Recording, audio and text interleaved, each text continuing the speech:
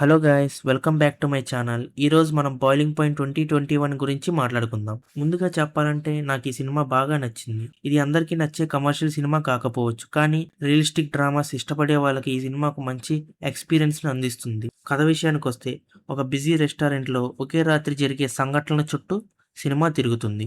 Story చాలా సింపుల్గా అనిపించిన ఈ సినిమా అసలు బలం కథలో కాదు, ఆ రెస్టారెంట్ లో పనిచేసే వాళ్ళు ఎదుర్కొనే ప్రెషర్, అలాగే వాళ్ళ మధ్య జరిగే కాన్ఫ్లిక్ట్, కస్టమర్స్ తో వచ్చే ప్రాబ్లం, ఇలా వీళ్ళు చేసే చిన్న చిన్న మిస్టేక్స్ పెద్ద పెద్ద సిచ్యువేషన్స్ గా ఎలా మారతాయో చాలా రియలిస్టిక్ గా చూపించారు. ఈ సినిమాలో స్టీఫెన్ గ్రహం గా చేసిన యాండీ జోన్స్ పాత్ర నాకు చాలా బాగా నచ్చింది. ఒక హెడ్ చెఫ్ గా రెస్టారెంట్ మొత్తం బాధ్యత తన మీదే ఉంటుంది. ఒకవైపు స్టాఫ్ ని మేనేజ్ చేయాలి, మరోవైపు customers complaint, health inspection, personal problems ఇవన్నీ ఒకేసారి ఎదుర్కోవాల్సి వస్తుంది. ఆ ఒత్తిడిని స్టీఫెన్ గ్రహం చాలా నేచురల్ గా చేసి చూపించాడు. అలాగే మిగతా క్యాస్ట్ కూడా చాలా నేచురల్ గా నటించారు. ఈ సినిమాలో ప్రత్యేకంగా చెప్పాల్సిన దాని యొక్క సింగిల్ టేక్ ఎగ్జిక్యూషన్. సినిమా మొత్తం ఒకే టేక్ లో సాగుతుంది. కెమెరా ఎప్పుడు క్యారెక్టర్స్ తో పాటు తిరగడం వల్ల మనం కూడా ఆ రెస్టారెంట్ లో ఉన్నట్టు ఫీల్ చేస్తుంది. అలాగే ఈ సినిమాలో ప్రతి కొన్ని నిమిషాలకు ఏదో ఒక టెన్షన్ బిల్డప్ అయ్యేలా చేస్తుంది. నాకు ఇంకో విషయం బాగా నచ్చింది. ఈ సినిమాలో అన్నెసరీ డ్రామా లేదా ఓవర్ ద టాప్ మూమెంట్స్ లాంటి ఏమీ ఉండవు. జరిగిన పరిస్థితులను చాలా రియలిస్టిక్ గా చూపించారు. అందుకే ప్రతి సీన్ చాలా నమ్మసక్యంగా అండ్ బిలీవబుల్ గా ఉంటుంది. సినిమా పేస్ విషయానికి వస్తే,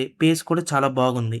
నాకైతే ఎక్కడా బోర్ అనిపించలేదు. ప్రతి కొన్ని నిమిషాలకు ఏదో ప్రాబ్లం రావటం వల్ల టెన్షన్ బిల్డ్ అవుతూనే ఉంటుంది. బ్యాక్గ్రౌండ్ స్కోర్ కూడా చాలా తక్కువగానే ఉండటం వల్ల మొత్తం ఫోకస్ అంతా పర్ఫార్మెన్సెస్ అలాగే డైలాగ్స్ అయితే ఉంటుంది. అయితే ఈ సినిమాలో యాక్షన్ లేదా సస్పెన్స్ కోసం చూసే వాళ్ళకు కొంచెం స్లో అనిపించవచ్చు, కానీ రియలిస్టిక్ ఫిల్మ్ మేకింగ్ ని ఇష్టపడే వాళ్ళకి ఇది ఒక మంచి ఎక్స్పీరియన్స్ అయితే అందిస్తుంది. ఓవరాల్ గా బాయిలింగ్ పాయింట్ సినిమా నాకు చాలా బాగా నచ్చింది. అలాగే మంచి ఎక్స్పీరియన్స్ అందించింది. ముఖ్యంగా ఆ సినిమాలోని పర్ఫార్మెన్సెస్, డైరెక్షన్ మరియు సింగిల్ టేక్ ప్రెజెంటేషన్ నన్ను బాగా ఇంప్రెస్ చేశాయి. ఈ సినిమాకి నేను ఇచ్చే రేటింగ్ 3. ఇవాల్టికి ఇంతే. మళ్ళీ ఇంకో యూనిక్ రివ్యూతో కలుద్దాం.